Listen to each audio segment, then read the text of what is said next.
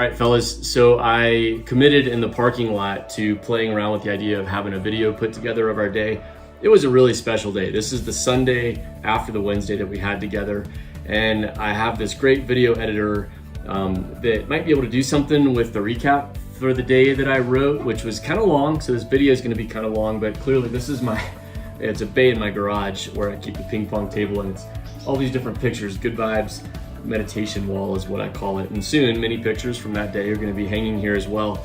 But there's something powerful about the video medium, so I just wanted to put this together in a video, see how it comes together, and just keep it in an archive, because coming back into remembrance of that time that I shared with y'all on the mountain, there's a heart coherence that happens there, and it just puts me in a cool state. So I'm kind of making this for my own archives. Obviously want to share it with you since I mentioned it in the parking lot, and then hopefully you guys can get some benefit of it as well in the heart space. So without further ado, I'm just going to read the recap, and then Marius is going to work his magic, and hopefully we'll have a really cool video to hold on to forever. All right, so here we go. Wednesday's recap, Alpine loop. It was Wednesday, my dudes. A new bar has been set for Wednesdays, and that's saying something considering the times we've had since this kicked off on April 1st. And many thanks to all of you who have made it out or have otherwise encouraged this, well, whatever Wednesday's is. My heart is full. What an epic day on so many levels, and this image somehow captures the essence of the day well. This is the new guy, Jesse, stoically standing unrobed on a ridge between Mounts Helen and Dyer in variable conditions. I can't decide if his nickname should be Coach or Balls. As to the latter, it was noted that Jesse's might be as big as this goat's, who walked up to us to say hi as we started our first traverse. He was so close that in some instances we could have reached out and touched him. He greeted each of us individually as we passed one another. We took his friendly presence as a good omen for safe passage. Well, as to what to call Jesse, I'll just press the easy button and go with the former, Coach. It might not stick, but I like it for now. And this name works for a host of more sincere reasons, which I'll mention in a moment. But it should be noted that my reluctance to call him Balls is partly because in text string this morning, Gary inferred his bits are bigger than Jesse's, and I really don't want to throw fire onto that debate, since to resolve it, we'd have to hike back up, grab the goat in a way that might be consequential, somehow compare Gary's, the goat's, and Jesse's testicles, decide who's worthy of the moniker, etc. Actually, that debate would be much ado about nothing, since I think Jake has them all beat anyhow. You see, Jake was nervous about this climb, the exposure, not knowing how his headspace would be since he hadn't interacted with the mountains in this way before, not wanting to slow the group down and all that. After some encouragement over several days, though, he decided to join us, and we were a vastly better crew for it. Suffice it to say, he had an epic breakthrough kind of day, the kind you have when you courageously lean into fear, make peace with it, and then watch the magic unfold. Magic. That's an interesting word choice. Perhaps I'll come back to that to play with it in a moment. But magic, definition, an extraordinary power or influence seemingly from a supernatural force. I'm in the flow as I write this recap from a gorgeous setting overlooking Garden of the Gods down here in Colorado Springs. So I'll likely prattle a bit now that I've been triggered in a good way around that word. If you need or want to, please just dismiss where my thoughts might take my writing and just enjoy the pictures. For those of you still with me, let's stick with Jake and Jesse for now.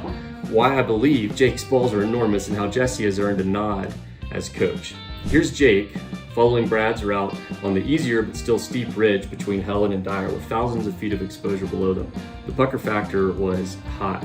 And above is an image of Jesse assisting Brad on a class 4 descent. Now Brad didn't really need it, but why not get a little beta from Jesse since he was there? Point is, Brad had just belayed several of us down a consequential pitch, had broken down the belay and was free climbing down. This area represented Jake's crux moment for the day in particular, and nothing had been said, but Jake knew it and Jesse knew it.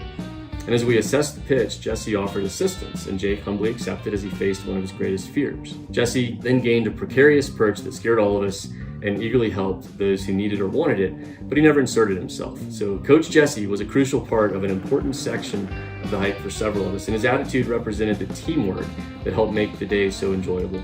We all fared well, and Jake had not only accomplished something physically, it was something else too. I call it spiritual. Others know it by other names. Magic, indeed. Okay, I'm now solidly stuck on this idea of magic and why it seems to capture the essence of the day, so I'll run with my thoughts for a moment and see where this goes. It wasn't just the activity that was responsible for what I'm trying to articulate here, the magic.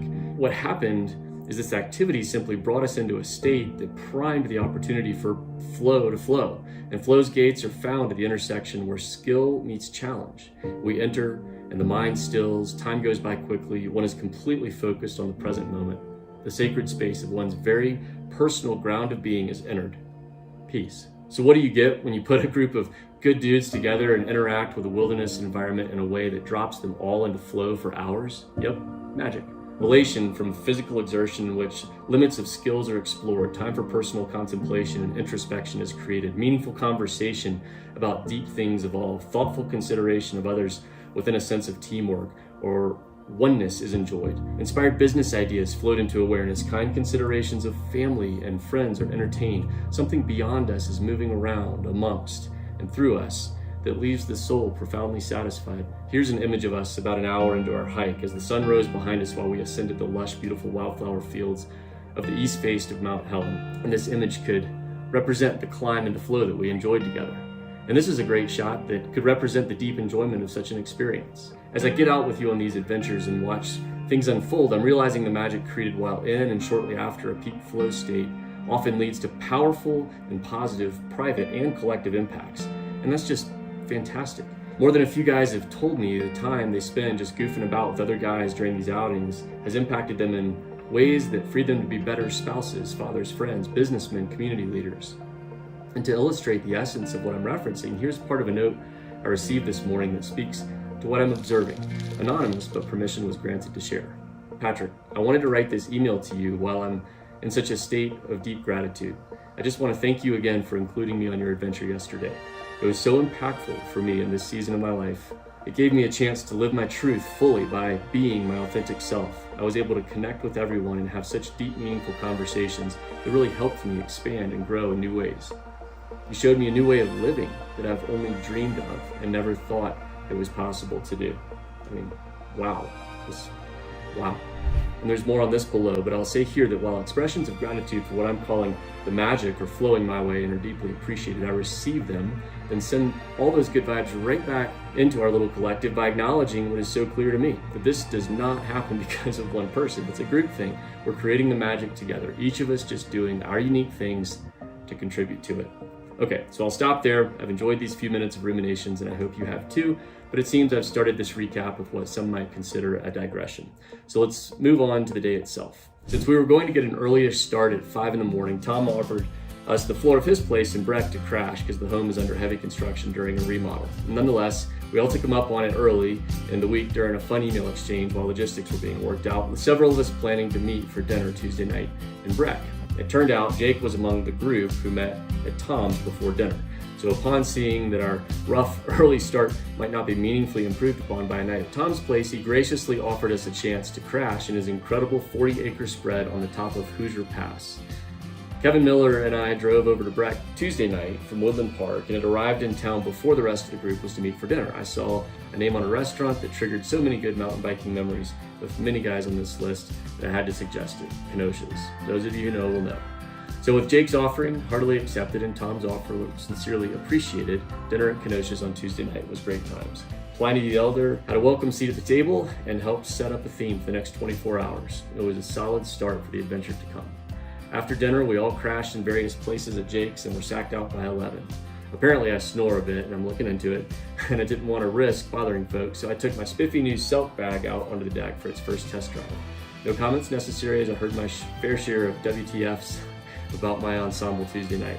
I was and am pleased to report that I highly recommend these things for folks who dislike feeling stuffed into their bags. Slept like a baby until I started dreaming about the bear Jake had warned me about peeing on me, and then I woke realizing it had started raining.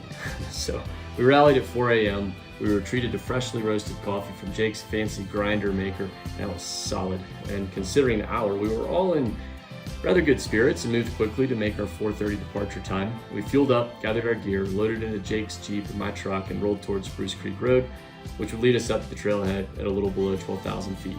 After a bouncy ride up the road with the forest illuminated by Jake's floodlights, we arrived at the trailhead, grabbed packs, turned on headlamps, and started to climb.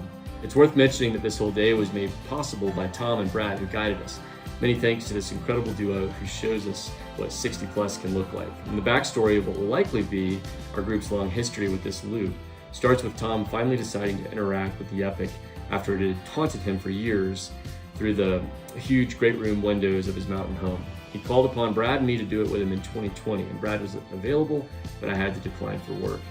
I've heard the stories and have wanted to engage with this route ever since, so I asked them if they'd show us the way, and I'm confident all of us on the trip yesterday would say those ridges now hold a very special place in our hearts, something that likely would not have happened without them stepping up.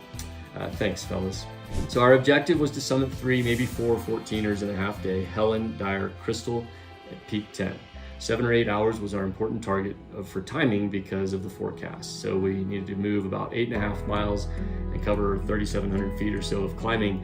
And so yes, that's a lot of slow going, very technical hiking. The forecast all suggested favorable conditions for our effort: light winds, morning mixed clouds and sun, typical hit or miss Colorado afternoon thunderstorms, 50% chance. We knew our arguably larger than prudent group would have to move rather quickly, considering getting stuck on one of those ridges in a storm would be, well, it would be an experience. And this was a strong group: Jake Cummins, Gary Salter, Jesse Dunlap, Todd Setchell, Brad Goulding, Kevin Miller, Tom Bratchen, and me. Ultra runners, former pro cyclists, marathoners, extreme skiers, multi-sport adventure racers, all accomplished mountain athletes. And everything went smoothly, with so many magic moments along the way. And now that you have a good context, I'll try to rapid fire here a few memories of the day for you. Then you can scroll through what will only be a small sampling of the pictures from the day. A slow waking with profound gratitude for Jake's comfy digs and a warm start. A bouncy ride to the trailhead on Spruce Creek Road. A punchy climb to get the blood flowing and joints limbered up. While a bit confused and turned around within the glow of our headlamps, Tom said somewhere from deep within the trees that the summit of Helen was somewhere this way. So we followed his voice and thus began a surreal steep march through and over deadfall and loose earth, which led us to a pitch straight up the about 25-degree slope of Mount Helen. We ascended about 1,000 feet in all of the beauty that unfolded before us as the light grew brighter, even illuminating a herd of deer on the ridgeline far above us as they delighted in the warmth that had touched them but which had not yet reached us. The scenes of that hour inspired awe, and the excitement for the adventure ahead made the start to the day even more special. We paused to take in a stunning, unique sunrise as the moisture from the night before burned off from the valley and rose toward us in misty formations. We summited Mount Helen at 6:30, right on time. We began the ridge to Father Dyer, the crux part of the day. Perfect, because we were warmed up but not yet tired. Engaging with this particular stretch of the ridge while tired could easily be fatal. A goat was spotted far off on the ridge, and we commented that it seemed he was walking toward us, and he was. A magical 10 minutes then ensued, during which the goat said hi to each of us as we passed. Considering all that had happened in his head and heart space during the day, I declared the mountain goat Jake's new spirit animal while we were at the tailgate, and Kevin gave Jake some of its fur as a talisman. Indeed, after looking up what it might mean, Jake and I discussed this morning via text how appropriate that just might be. We enjoyed a majestic Class 3-4 climb, which required all of our focus for a couple of hours. Ropes were helpful. Some among us didn't need them. Right at the intersection of challenge and skill. Perfecto flow.